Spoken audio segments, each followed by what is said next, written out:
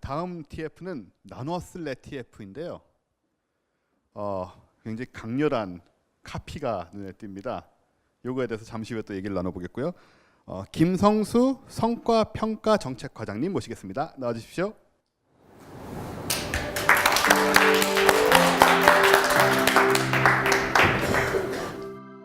네, 김성수 과장님, 제가 이 카피를 봤는데 우리가 되겠는가, 우리가 되겠는가 라는 말로 보아서 우리가 되지 못하면 우리는 결국 어딘가에 갇히고 만다, 뭐 이런 느낌을 받았거든요.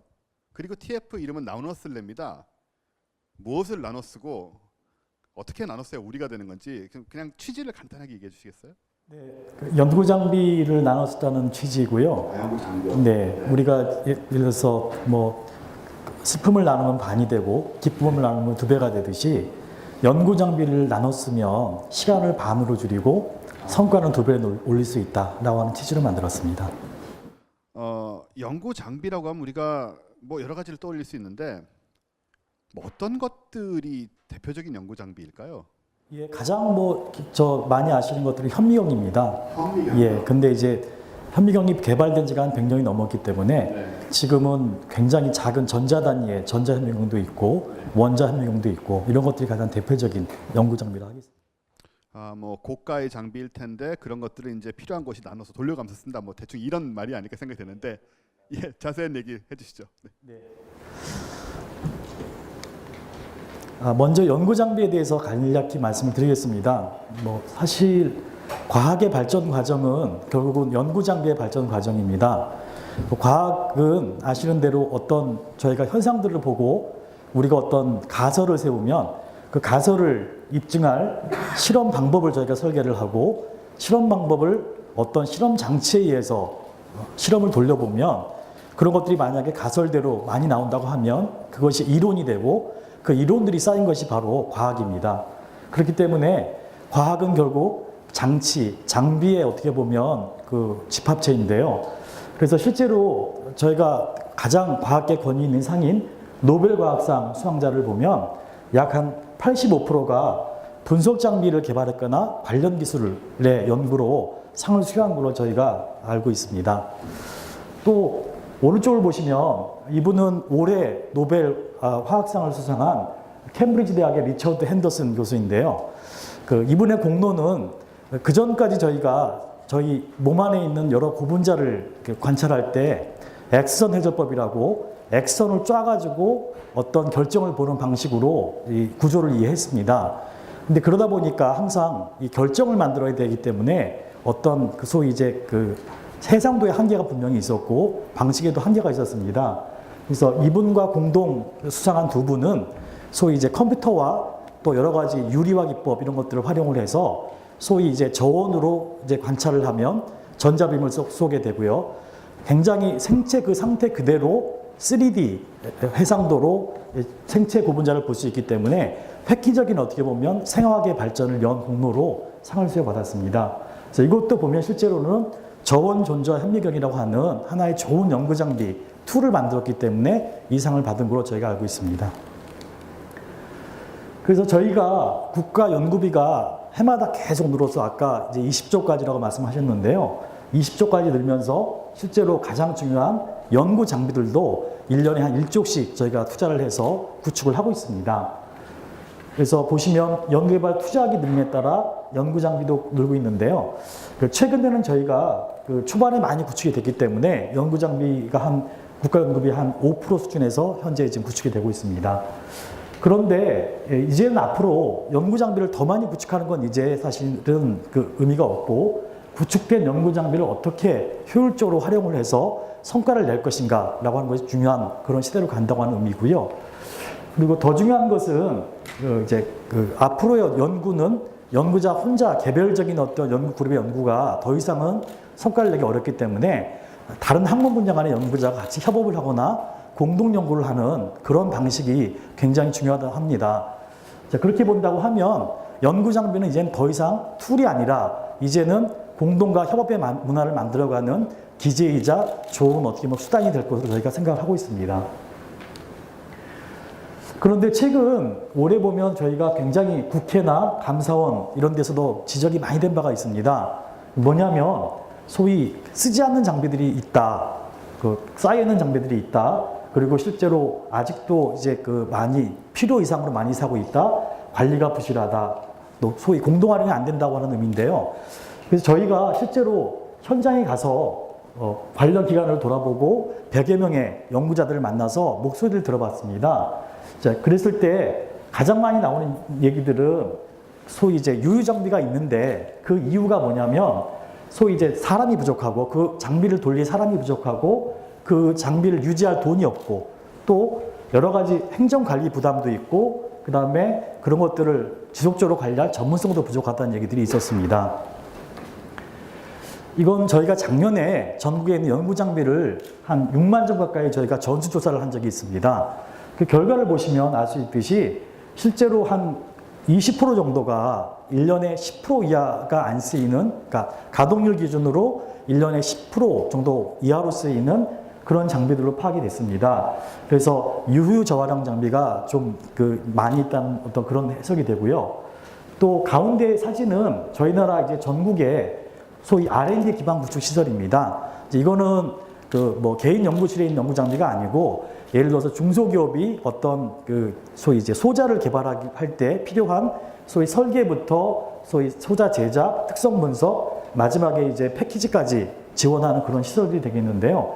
보시면 전국에 한 582개 시설들이 있습니다. 이 시설마다 굉장히 좋은 장비들이 많이 갖춰져 있습니다. 이제 그런데 보시면 지역 간의 편차들도 있고 수요의 편차가 있기 때문에 활용도에 좀 문제가 있다는 것들이 저희가 분석이 되었고요. 마지막으로는 이제 이 부분인데 아까 말씀드렸듯이 저희가 1년에 한 1조씩 연구 장비를 저희가 살 수 있도록 지원하고 있는데 그 장비의 대부분 아직도 한 3분의 2 정도가 외국의 장비들을 사고 있습니다. 그러니까 물론 이제 생산 장비들은 많이 국산화되고 있는데 주로 이제 많이 연구실에서 쓰이는 측정이나 분석 장비들이 외국 장비라 그래서 이런 것들이 어떻게 보면 구조의 개선이 필요하다는 부분들이 저희가 분석이 되었습니다. 그래서 저희는 이제 우리가 바꾸려고 합니다. 그래서 저희가 나노슬레 TF를 만들어서 현장의 문제를 분석하고 이제 대안을 만들었는데 크게는 연구 장비, 예를 들어서 연구 장비가 두 가지 이제 특성이 가진 장비들이 있습니다. 소위 아까 보셨지만 스포츠카처럼 개인이 사서 잘 써야 되는 장비들도 있지만 공동으로 활용하는 장비들도 있기 때문에 그 특성에 맞게 활용도를 올릴 수 있도록 저희가 지원을 강화할 방침입니다. 두 번째는 아까 보셨듯이 각 중소기업을 지원하는 지역에 있는 기반구축형 시설들은 효율적으로 운영을 해서 정말 그런 접근성이 어려운 기업이나 연구자들을 지원하는 방향으로 이 활용도를 높이겠다는 겁니다. 마지막으로는 연구 장비의 국산화를 통해서 산업을 진흥하고 관련되는 전문 인력 양성을 저희가 돕겠다는 겁니다. 그러니까 첫 번째를 다시 한번 구체적으로 말씀을 드리면 연구 지원형이라고 말씀을 드렸는데요. 이건 주로 대학이나 연구소 이런 데서 소위 연구를 목적으로 하는 장비들이 되겠습니다. 그래서 이 저울을 보여드렸는데 그간에는 국가 관리가 좀 약간 헤비하게 있었습니다. 이런 것들을 연구기관 자율책임으로 좀 많이 균형추를 맞춰서 실제로 이제 기관들이 잘 활용을 하면 거기에 좀 더 저희가 베네핏을 드리는 방향으로 가려고 합니다. 그래서 가장 중요한 게 연구 장비를 사실은 그동안에는 구축하는 돈을 많이 지원해 줬는데 실제로 현장의 목소리는 그거보다는 유지하고 보수하는 수리가 났을 때 고쳐서 잘 쓰는 돈이 필요하다는 얘기들을 많이 하고 있습니다. 그래서 그러한 돈들을 국가 연구비로 지원할 수 있도록 연구비 풀링제를 저희가 도입하려고 합니다. 그리고 자율관리 항목을 많이 확대해서 예를 들어서 금액도 현재는 3천만 원 이하는 다 국가가 이상 관리하고 있는데 그것들을 5천만 원이나 현실적으로 좀 올려서 자율관리 범위를 높이려고 하고 있고요. 그 세 번째는 아까 보셨지만 쓰지 않는 장비들이 있는데 그 장비들이 예를 들어서 그냥 고철로 처리할 것들도 있지만 어딘가에 수요가 있을 수 있습니다. 이제 그런 것들이 있는데 처분이 안 되고 양도가 안 되는 것들이 보니까 저희가 이게 아마 기관의 책임 같은 문제들이 있어서 그런 것 같아서 이런 것들을 국가가 어떤 면책제도 같은 걸 만들어서 활발하게 쓸 수 있는 기관에 이전해주고 만약에 외부에 중소기업이 필요하다고 하면 그런 것들을 가져다가 잘 쓸 수 있도록 활성화할 방안을 만들겠습니다. 그리고 이제 하나는 약간 플렉십 프로젝트 같은 사업으로 예를 들어서 미국이나 이 선진국에 가면 소위 이제 특정한 목적의 연구 장비를 이렇게 10점이나 20점 모아서 그 분야의 연구자들을 지원하는 굉장히 강점 있는 특성화된 연구 집단의 코어 퍼실리티가 있습니다. 저희도 이제 그런 것들이 충분히 갖출 여건이 됐기 때문에 코어 퍼실리티의 어떤 역량이 되는 데들을 저희가 지정을 해서 그것이 지정이 되면 밑에 보시는 연구비 풀링제 같은 걸 지원해 줌으로써 장비의 수리비, 유지비 또 내지는 전문 인력, 고용비까지 지원함으로써 이런 것들이 원활히 돌아가도록 하는 그러한 플렉시 프로젝트도 진행할 생각입니다. 두 번째는 아까 말씀드렸던 지역에 있는 중소기업들이나 이렇게 지원하는 기반부 추경 시설들에 대해서는 저희가 예를 들어서 그 이제 각 흩어져 있는 장비들을 네트워크하고 그런 것들을 공동 활용할 수 있는 플랫폼을 좀 확충할 수 있도록 지원함으로써 이런 장비가 없는 중소기업이나 지역의 어떤 연구자들이 접근성을 높일 수 있도록 강화할 방침입니다.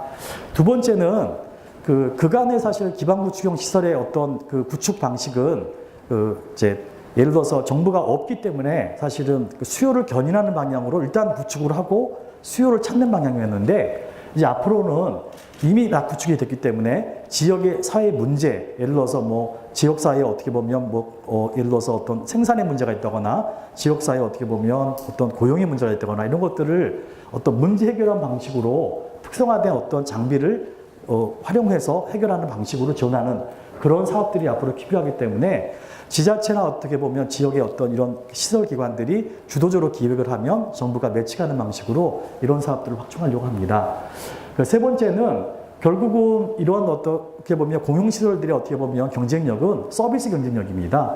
서비스 경쟁력이 결국은 전문 인력과 어떻게 보면 그 이제 노하우에 특정되어 있기 때문에 그런 것들을 높일 수 있도록 저희가 관련 이제 그 제도나 또 내지는 어떤 그 연구비를 통해서 지원할 방침입니다.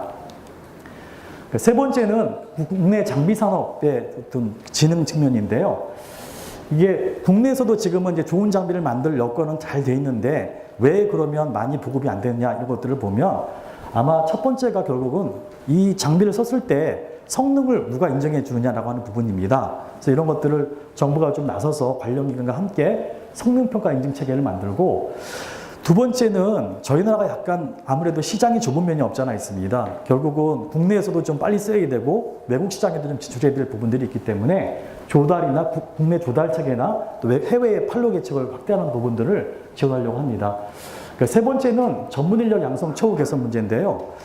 제가 연구를 할 때도 외국에서 보면 그 장비를 쓸 때 항상 외국에는 그 장비를 오랫동안 관리하고 지원해주는 테크니션이 있었습니다. 근데 우리나라는 사실은 그런 문화가 너무 안 돼 있고 그 인력들이 사실은 고용 안정성이 없어서 자꾸 이직하는 바람에 그러한 것들이 어떻게 보면 결국은 장비에 어떻게 보면 허술한 관리 내지는 수명을 단축시키는 결과로 이어지는데 이런 것들을 해결하기 위해서 전문 인력을 좀 체계적으로 양성하고 그분들이 좋은 보수에 취업을 해서 안정적으로 일할 수 있도록 하는 부분들도 저희가 제도적인 부분에서 개선해 가려고 합니다.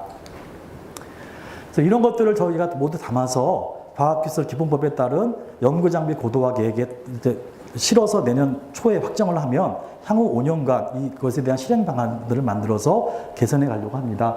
그런 것들이 충실히 진행이 되면 연구장비의 어떤 활용성을 통해서 국가 R&D의 생산성을 제고하고 우리나라의 어떻게 보면 과학기술력 높이는 계기가 되리라고 생각합니다. 그래서 마지막으로 말씀드릴 것은 결국은 우리가 이제 멀리 가려면 결국은 함께 가야 되기 때문에 연구장비를 함께 나눠 쓰면서 가야 되지 않을까 싶습니다. 예, 이상입니다. 감사합니다. 네, 사실 거대한 나오면이나 가습기 같은 것은 뭐 연구팀이 각자 만들 수 없고 그래서 나눠 쓰게 돼 있지만 좀 작은 것들은 사실 같은 물건을 여러 연구팀들이 따로 사가지고 사용하고 있는 경우가 굉장히 많지 않을까. 그리고 그걸 다 합치면 그 금액도 무시 못할 금액이라는 생각이 들어서 굉장히 중요한 지금 일이라고 생각이 드는데요. 제가 생각에는 지금 가장 어려운 일 중에 하나가 누가 어떤 장비를, 정확하게 어떤 장비를 가지고 그 장비의 상태는 어떻고 이런 것들을 사실 정리하는 작업. 그래서 이제 그걸 데이터베이스화해서 제가 필요한 장비를 어디 가면 이제 찾을 수 있다는 걸 쉽게 알 수 있는 그런 게 굉장히 어려운 작업일 거라 생각이 드는데 어떻게 생각하십니까? 예, 그래서 이제는 사실 흩어져 있는 장비들이 어디에 있는지 잘 파악을 해서 네. 내가 필요할 때 그 장비에 접근해서 쓸 수 있는 어떤 시스템이 필요한데요. 그래서 저희가 이제 그 국가연구시설 장비센터 엠팩에 제우스라고 하는 시스템에 현재 9만 점이 등록이 되어 있습니다. 예, 그 시스템을 통해서 예약도 가능하고 뭐 더 나가서 필요하시면 결제까지도 가능한데 아직 홍보나 어떻게 보면 쓰임새가 좀 적은 게 사실입니다. 저희가 그런 것들 확대할 계획이고요. 더 나가서 아까 보셨던 지역에도 한 10만 점 정도 장비가 더 있기 때문에 그것도 저희가 내년부터 체계를 연계를 해서 활용 체계를 만들려고 합니다. 시스템이 이미 갖춰져 있는데 또 아직 좀 인식이 조금 부족해서 네, 네. 잘 활용하지 못하고 네. 있고 그거부터 일단 좀 네네. 활용을 하도록 그렇게 해야겠군요. 네네. 예. 네, 아무튼 돈을 아끼는 건 중요하고 돈을 아끼고 또 가장 중요한 건 돈을 쓸 때는 써야 되지만 또 있는 것을 가지고 우리가 몰라서 사고 그걸 또 10%밖에 사용을 못한다든가 이런 상황들이 그렇게 바람직하지는 않은 것 같아서 그런 부분들도 해소함으로써 우리 뭐 R&D 예산이 많다고 하지만 그 예산들을 더더욱 이제 효과적으로 활용할 수 있는 그런 또 중요한 역할을 하는 나노스 FTF가 아닐까 생각이 됩니다. 네, 김성수 성과평가 정책 과장님이셨습니다. 감사합니다. 네, 감사합니다.